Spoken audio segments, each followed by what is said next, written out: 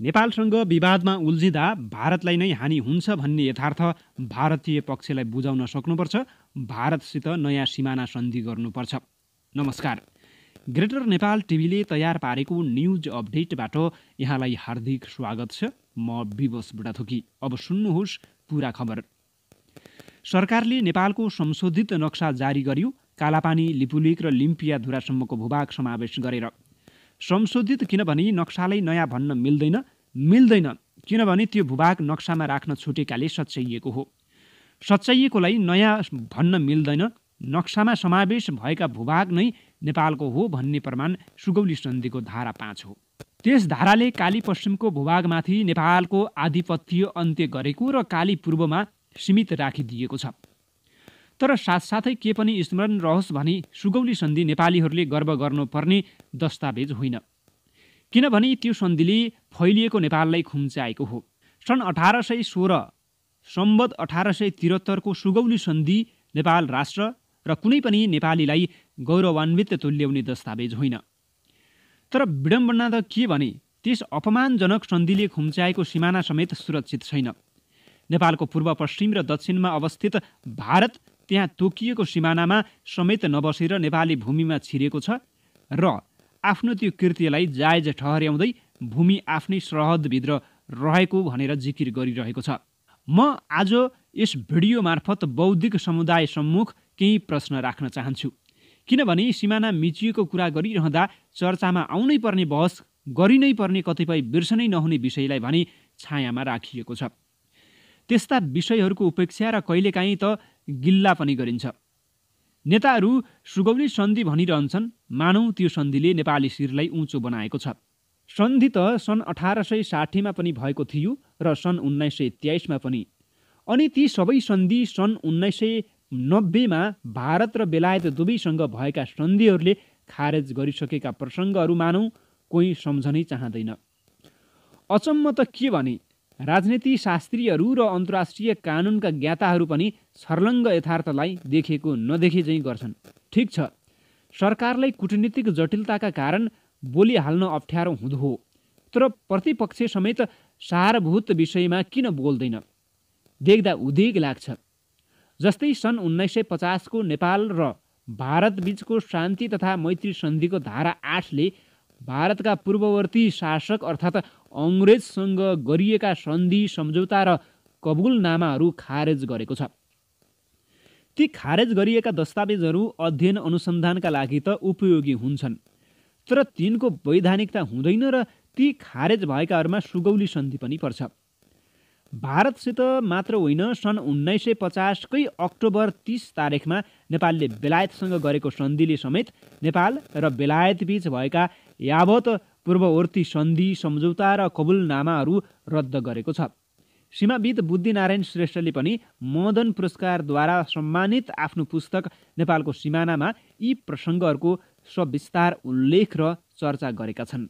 यसर्थ विषय वा प्रसङ्गले अर्को अर्थ नलागेमा भन्नै पर्छ, सुगौली सन्धि पूर्व र पश्चात भारतका तत्कालीन अङ्ग्रेज शासकसँग गरिएका सन्धिहरू स्वतन्त्र भारत र बेलायतसँगै गरिएका नयाँ सन्धिले खारेज गरेको परिप्रेक्ष्यमा नेपालको सिमाना मेची र महाकालीमा सङ्कुचित नरहेर पश्चिममा सतलज र पूर्वमा टिस्टा कायम हुन आएको किन ठहरिँदैन?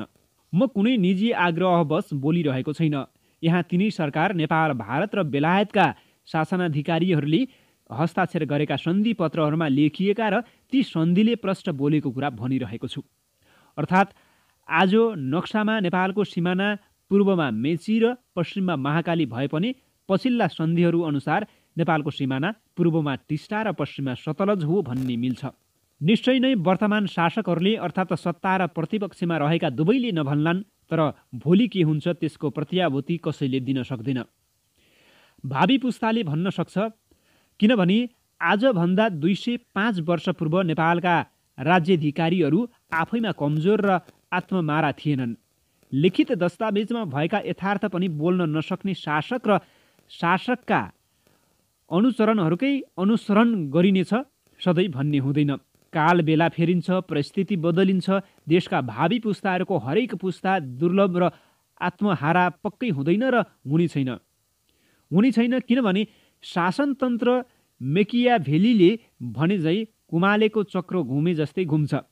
शासनमा कहिले स्यालहरूको बाहुल्य हुन्छ भने कहिलेकाहीँ सिंहको पालो आउँछ। स्यालको पालो सकिएपछि सिंहको पालो आउँछ।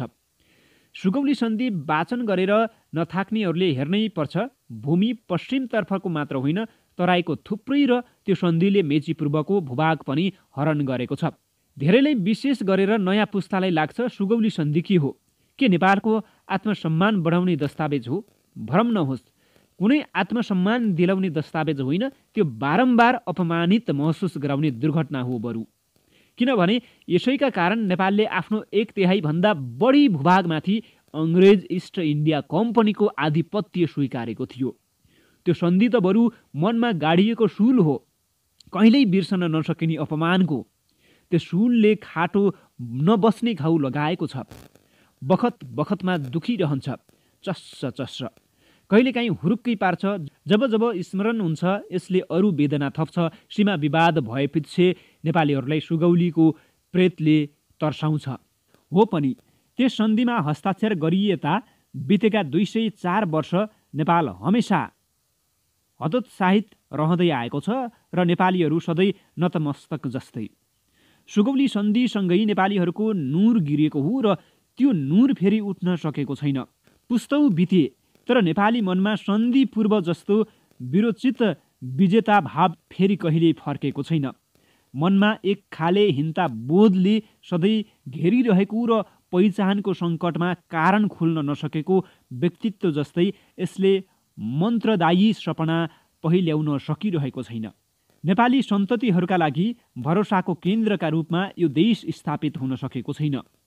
सुगौली सन्धिपछि न राजाका पालामा कहिल्यै भेटियो त्यो सपना पहिल्याउने मार्ग, न त गणतन्त्रमा यसले आफ्नो आत्मिक यथार्थ भेट्न सकिरहेको छ। ख्याल रहोस्, त्यही सन्धिको परिणाम थियो जङ्गबहादुरको उदय र जहानिया राणा शासनको 104 वर्षे कहर। विश्वका लागि त्यो नवोन्मेषको युग थियो, प्रथम औद्योगिक क्रान्तिको। त्यही क्रान्तिपछि जगत्तको कलेवरमा परिवर्तन आयो। तर नेपाल फिरङ्गीका पिछलग्गु राणाहरूको दासतामा जकडियो। किनभने त्यो सन्धिपछि नेपालीहरूमा सन् 1815 अर्थात् सम्वत् 1872 भन्दा पहिलाको जस्तो आत्मविश्वास कहिल्यै जागेन। जागेको कुनै दृष्टान्त पनि छैन। यथार्थमा सुगौली सन्धि जमिन गुमाएको सन्धि मात्र थिएन, नेपाली राष्ट्र चैतन्यमाथि परेको गम्भीर मानसिक आघात थियो र त्यो आघात नेपाल जननीका रक्त सन्ततिहरूले यद्यपि बेहोरिरहेका छन्, स्वदेश अथवा विदेश जहाँ बसे पनि। सन्धिद्वारा अभिशप्त दबिएको मनोभाव नेपालीहरूमा स्थायी भाव जस्तै बनेर रहेको छ, गम्भीर मानसिक आघातका रूपमा। सुगौली सन्धि अपमानको दस्तावेज हो, पराजयको परिपत्र र दासत्वको अभिलेख हो। सुगौली सन्धिले नेपाललाई पूर्वमा टिस्टा र पश्चिममा सतलजबाट मेची र महाकालीका बीचमा खुम्चाएको मात्र होइन, यसले आत्मबल र विश्वासलाई नै रसातलमा पुर्याएको छ। यसैका कारण निश्चय प्राश्रित झैँ हुँदै गए नेपाली। त्यही सन्धिका कारण यस जातिमा जयभाव स्खलित हुँदै गएको थियो। सन्धि पश्चात पृथ्वीनारायणले प्रारम्भ गरेको राज्य पुनर्गठन र बहादुर शाहको राज्य विस्तार अभियानमा विराम लागेको मात्र होइन कि त्यसबाट नेपालीको आत्मविश्वासमाथि नै बारम्बार प्रश्न उठ्ने गरेको र त्यो प्रश्नको उत्तर दिन नसकेर हरेक पुस्ता निरुत्तर हुँदै गएको छ। यो किन भनेको भने त्यसपछि गोर्खाली वीरता भाडाका सिपाहीमा परिणत भयो। राष्ट्र स्वरूप सुगौली सन्धिसँगै महाकालीमा विसर्जित भए। फलस्वरूप नेपालीका जीवनको उद्देश्य समृद्धि र आत्मदय नभएर निर्वाहमा सीमित भयो। नेपाली जनजनलाई सुगौली सन्धिका कारण उत्पन्न अपमान बोधबाट उन्मुक्ति दिलाउन प्राजित विरासतबाट पनि मुक्ति मिल्नुपर्छ। तर कसरी? भारत सन् 1947 बेलायती शासनबाट स्वतन्त्र भए यता नेपाल र भारतका बीच कुनै सिमाना सन्धि गरिएको छैन। सिमाना सन्धि नहुँदा भारतीय पक्षबाट पटक पटक सिमानामा बल मिचाइ र त्यसैका फलस्वरूप मनोमालिन्य र विवाद हुने गरेको छ। यस्तो अवस्थाको अन्त्य हुनुपर्छ र हुन सक्छ। त्यसो हुनलाई राज्य प्रतिनिधिमा आफ्नो पक्षका प्रमाणहरूका साथसाथै कूटनीतिक कौशल र चातुर्य हुनुपर्छ। नेपालसँग विवादमा उल्झँदा भारतलाई नै हानि छ र परन्तुमा अझ हुन्छ भन्ने यथार्थ भारतीय पक्षलाई बुझाउन सक्नुपर्छ। सुगौली सन्धि र त्यसले दिएको अपमानलाई स्मृतिबाटै बिदा दिँदै भारतसित नयाँ सिमाना सन्धि गर्नुपर्छ र हामीले टिस्टा र सतलजलाई फिर्ता गर्नुपर्छ। आजको यो भिडियोमा हामीले यसै विषयमा केही कुराकानी तपाईँको माझमा प्रस्तुत गर्यौँ। तपाईँलाई यो भिडियो कस्तो लाग्यो?